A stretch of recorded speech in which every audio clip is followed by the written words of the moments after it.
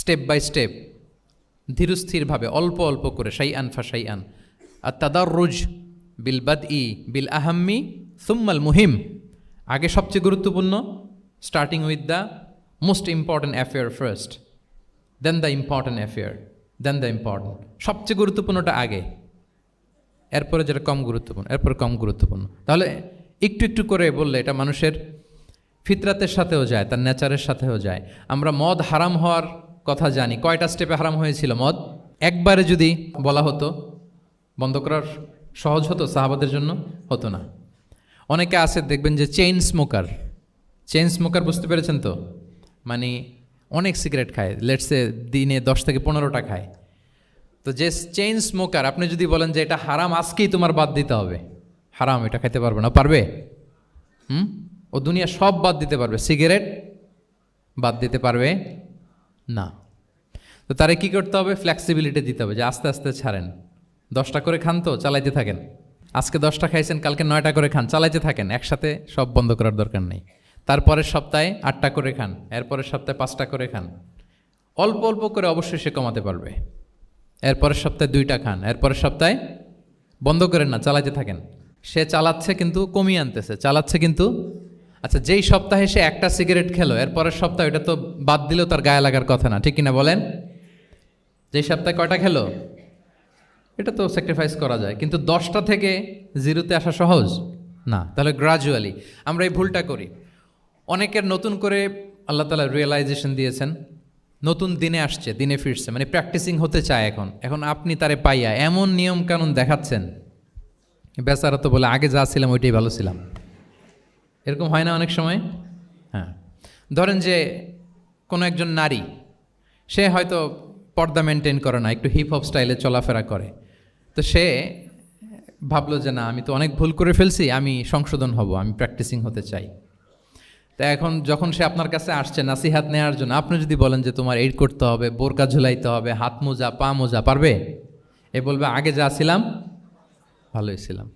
তাকে একটু একটু করে বোঝাতে হবে, মানে এই হেজাব এটা কেন, হ্যাঁ, কাভারিং আওরা এটা কেন এটা করতে, এটা বেনিফিটটা আগে বুঝালেন। যে Islam consider women as a queen, নারীকে ইসলাম কি হিসেবে কনসিডার করে? রানী হিসেবে। তো রানীর তো একটা ড্রেস কোড থাকবে, স্পেশাল পোশাক থাকবে, এগুলো বুঝাবেন। সে যাতে একটু নিজেকে গুছিয়ে চলে, শুরুর দিকে আপনি এই বার্তা দিতে পারেন যে একটু গুছিয়ে চলতে হবে। এরপর একটু শালীন পোশাকে যেন সে অভ্যস্ত হয়, এটা বললেন। সে যখন শালীন পোশাকে অভ্যস্ত, তারপরে হেজাবের ফজিলত বললেন, সে যেন হেজাব পরে। যখন সে হেজাব পরে, এরপরে তাকে নেকাবের কথা বললেন। এইভাবে আস্তে আস্তে তাকে বোঝাতে হবে। কিন্তু একবারে যদি সব চাপিয়ে দেন, বলেন তো আওয়াজ করে, সে কি ওটা রিসিভ করতে পারবে? কারণ এই যে গ্রাজুয়ালিটি আর তাদাররুজ, এই সিস্টেমটা আপনি ভায়োলেট করেছেন, করেন নাই। মুআয ইবনে জাবাল রাদিয়াল্লাহু তাআলা আনহুকে আল্লাহ রাসূল সাল্লাল্লাহু আলাইহি ওয়াসাল্লাম তিনি ইয়ামানের গভর্নর করে পাঠিয়েছেন। তো পাঠানোর আগে he was explaining a teaching guideline to his fellow সাহাবা। ওনাকে শিখাইতেছেন, তুমি যে যাবা মুআল্লিম হিসেবে, গভর্নর হিসেবে, কীভাবে দাওয়াতটা দিবে আগে শোনো। তিনি মুআয ইবনে জাবালকে বললেন, ইন্নাকা তা'তি কওমান মিন আহলিল কিতাব। হে মুআয, জেনে রাখো, এমন একটা এলাকায় তোমাকে পাঠাচ্ছি, তারা কিন্তু আহলে কিতাব, মানে তারা হচ্ছে Jewish and Christian community, they are not Muslim, তারা কিন্তু ইহুদি খ্রিস্টান ওখানে। সো তুমি কিভাবে দাওয়াত দিবা? ফাদউহুম ইলা শাহাদাতি আন লা ইলাহা ইল্লাল্লাহ আন্না মুহাম্মাদুর রাসূলুল্লাহ। প্রথমে তাওহীদের দাওয়াত দিবা। আওয়াজ করে বলেন, প্রথমে দাওয়াত হবে কিসের? তাওহীদের। ফাইনহুম আতাউ লিযালিক, বাক্যটা খেয়াল করেন। যখন তারা এটা মেনে নিবে, এটাতে অভ্যস্ত, তারপর তুমি দাওয়াত দিবা যে আল্লাহ প্রতিদিন 5 ওয়াক্ত সালাত ফরজ করেছেন। কয় ওয়াক্ত? 5 ওয়াক্ত সালাত। আচ্ছা, ফাইনহুম আতাউ লিযালিক, যখন তারা 5 ওয়াক্তে সালাতেও অভ্যস্ত হবে, তখন বলবা যে আল্লাহ তাআলা ধনীদের উপর জাকাত ফরজ করেছেন। ফাইনহুম আতাউ লিযালিক, যখন ওইটা মানবে, এরপরে বলবা রমজানের রোজা ফরজ করেছেন। সুবহানাল্লাহ, সুবহানাল্লাহ, আল্লাহু আকবার।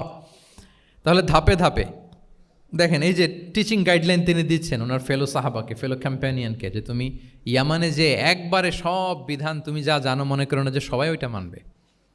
তারা জুইশ, তারা ক্রিশ্চিয়ান, একটু একটু করে তাদেরকে দাওয়াত দিতে হবে। তাহলে গ্রাজুয়ালিটি পাঠদান পদ্ধতির একটা অন্যতম বিষয় হচ্ছে কি? গ্রাজুয়ালিটি, মানে ধাপে ধাপে, ধীরে ধীরে, অল্প অল্প করে বোঝানো। আচ্ছা।